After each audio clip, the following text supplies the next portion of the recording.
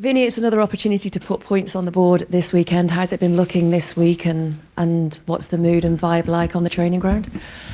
Yeah, it's been obviously the aftermath of a game that you lose of the importance that it was. 24 hours is not a good 24 hours, and then after that, back to work and back to looking at this game and everything this game can offer for us. You've spoken a lot about dealing with things in adversity. I was just trying to wonder, has it really tested you this season and at this point of the season? And because you're constantly trying to problem solve, aren't you, and find solutions to putting things right. How do you manage that? It's also part of the job I like. That's why I became a manager. Not the not the challenging side of the results, but the necessity to problem solve. The necessity to either inject belief or give those players something to help them. That's something I'm passionate about. So no, it's not easy, but I think I was warned a long time before I made the decision to become a coach that this is part of the job, and I have no issues with it. It's something that I want to do to the best of my ability. Have you injected a lot of belief? Have you had to inject belief? You always have to. Always. That's not a job that starts and stops with, being in a difficult situation or not. I think you always have to, and it's easier when you believe yourself. That's my case, and that's a big part of my job. Yeah. And the points deduction that we've seen this week, the appeal process that's taken place with Everton and getting some points back. Sean Dyche has spoken about lessons being learned about the appeals process, maybe the length of time it's took to get to the decision that they have done at this moment.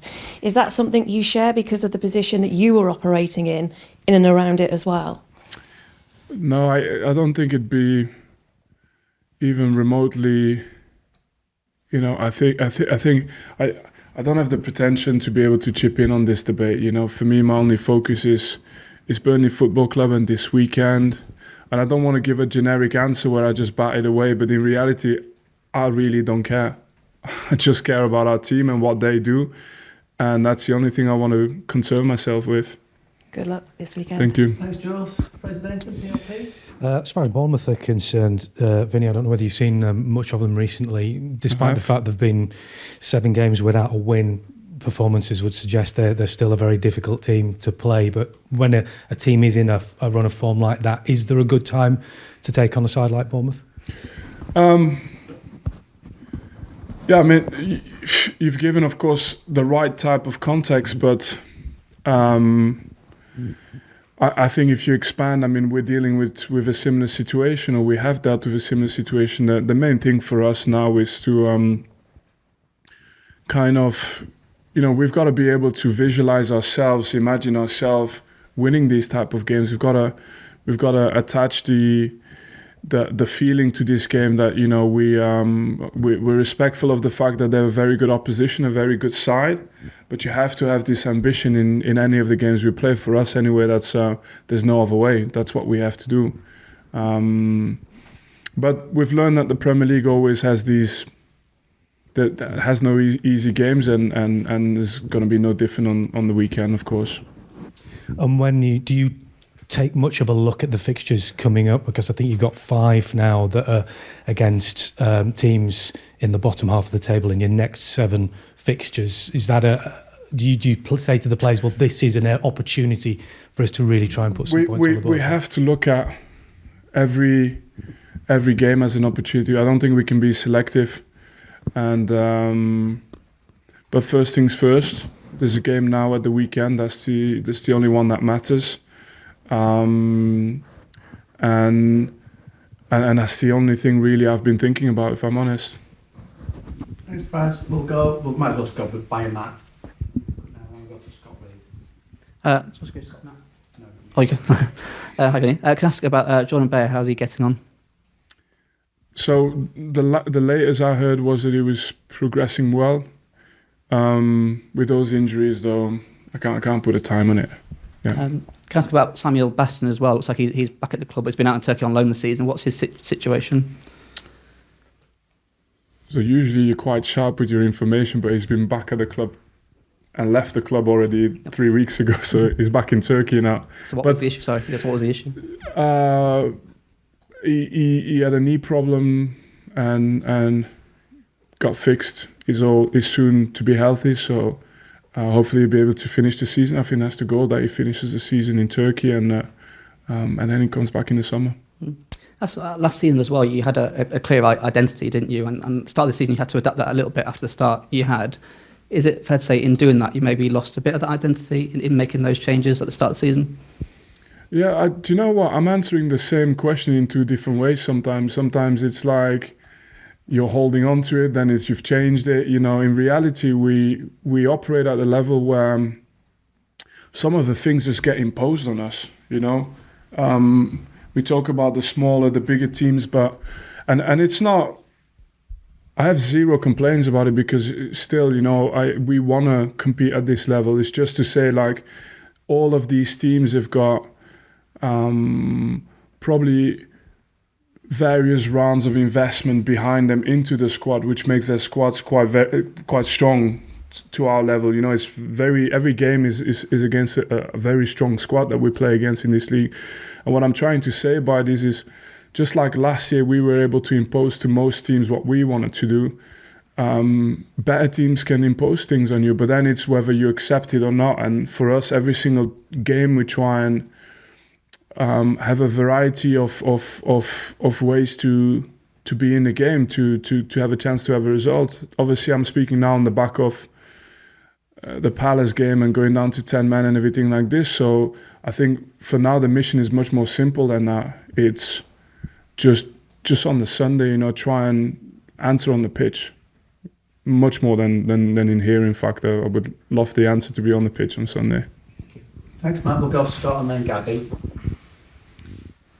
Vincent, you went across to the fans after the game on Saturday at Palace. How important is it that you try and keep that connection with supporters? Obviously, easier last year when the team's winning, presumably more difficult this year when it's not.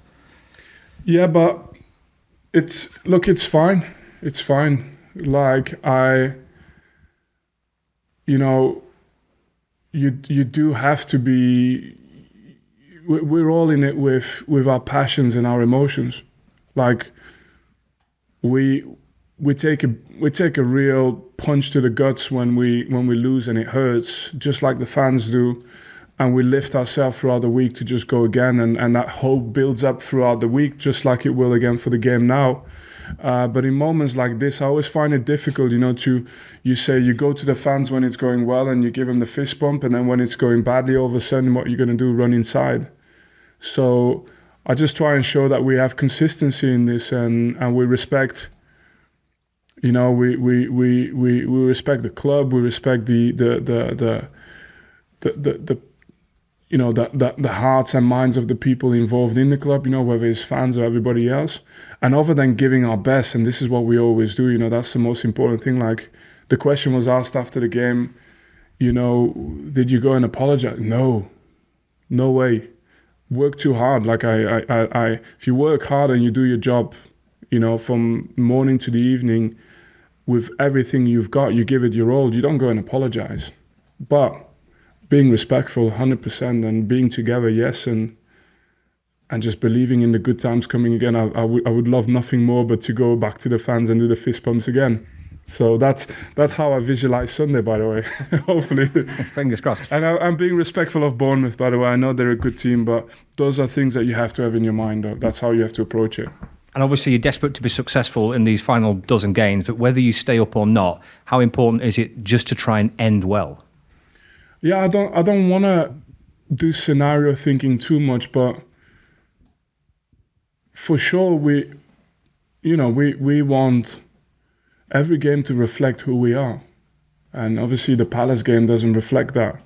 And you take all the events of the game, you know, into context, okay, but that's all we want. We want to make sure that the team reflects us. You know, if we work hard all week, we want to see that come through at the weekend.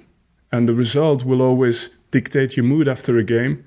but even more so if you don't show your true self, and that's all we focus on.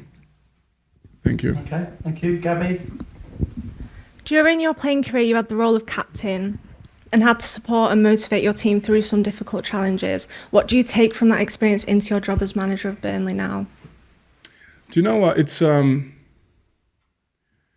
good question. I think if you would have asked me a year ago, I would have simplified it to, I was a captain, and therefore, you'd always have to lead by example. So obviously, if you stop believing as a captain, why would you expect from your teammates to be any different, especially the younger ones? But I think now, having lived it in that way, I think it goes much deeper than that. And I explained it to some of the colleagues not so long ago. It goes to the core of who you are. I can draw back as far back as the experiences of my dad, the experiences of my mom and the hardship they went through, the experiences of my brothers and sister. And then I'm going and looking at it and I'm like, really? Like, can you? No, you have to go and you have to believe. And then it doesn't come, it's not forced, it's really genuine. I have that. And I don't need many more people to believe. I'm fine on my own, but I do. Thanks, Gabby. Rory, PA Media. Hi, Vincent. Just wonder, when it comes to team selection, are you wary at this point of the season now, with the run being as it is, of any of your younger players sort of suffering any scarring from this that might hold them back in the future, whether you might be trying to take some people out? No, I think I try not to focus too much at this point in time on the individual aspect. I play the team that hopefully gives us the best chance to have a win. But you can't shy away from these moments. You gotta go through it. That's sometimes it takes you a season, sometimes it takes you just a couple of games, and then you learn from it. But one way or another, you've got to be exposed to it to benefit from it. So I think I think if you fast forward for a couple of players, this period in their careers will be really, really valuable. But my focus right now is purely who are the guys who are able to run and fight and hopefully get us points on Sunday. In terms of that sort of running and fighting and showing you something, are you looking now at this point of the season for people, whether you are looking to be in the Prem next season and do better, or whether you're looking to come back up? Are you looking for signs from some people that they are desperate to be the ones who are here on the pitch next season? But I think if you make a latest assessment of our squad, we've suffered like any team in the Premier League. I think, was it today that the statistic came out about the amount of injuries in the Prem, and how far we were doing? I thought we were suffering more than other teams, and we're not at all. So we have the same problem. We have a lot of injured players. So the guys who are either starting or on the bench with the 5 substitutions, I think everybody plays that role. I don't think we can afford to cherry pick. It's really, everyone is that important. We've had freak injuries this season, like the nature of what's happened to Foster, to Bayer, to so many key players as well for us. And I don't complain one bit about it, but all I'm saying is I don't necessarily have the luxury to cherry pick. It has to be the guys who are here. Thanks, Rory. We'll just finish the open section at the front with Stefan from Blick. Hello. We'll give you the mic. Hi there. Okay. We are here to visit Zeki. When he was 19, he played in the 4th tier of Switzerland. Yeah. Yes, between 13 and 19, he had never seen a professional youth academy. Extraordinary way. Can you tell us what do you think about his way? When did you first heard about him? And what makes him so special? So, obviously, we followed his development for a number of years. We saw him the first time, I think, when he was playing the club before Basel, which was Lausanne, yes. And at that time, for us, he was an option already. Followed his development, and usually when you see a trajectory that goes upwards, you kind of know that these type of players are still have a lot of room to grow. But the story of going from the 4th tier to the Premier League, these type of stories, they're all over football, right? It's not necessarily where you start, it's how you develop throughout, and he's showed many, many good signs, and he's been exposed to the same challenges as everybody else, of course. To answer the question? Yes. Yeah. You are happy with him? How he's doing well? Yeah, I did highlight that I'm not diving too much into the individuals right now, because I know you want to write a nice story about one of your Swiss citizens, but I'm really in a focus mode on the game now. The main thing is you know, he's been great around the place, and we're happy to have him, and he's got plenty of years ahead of him where he's going to be able to showcase his talent at the highest level, I have no doubt. Thanks, Stefan.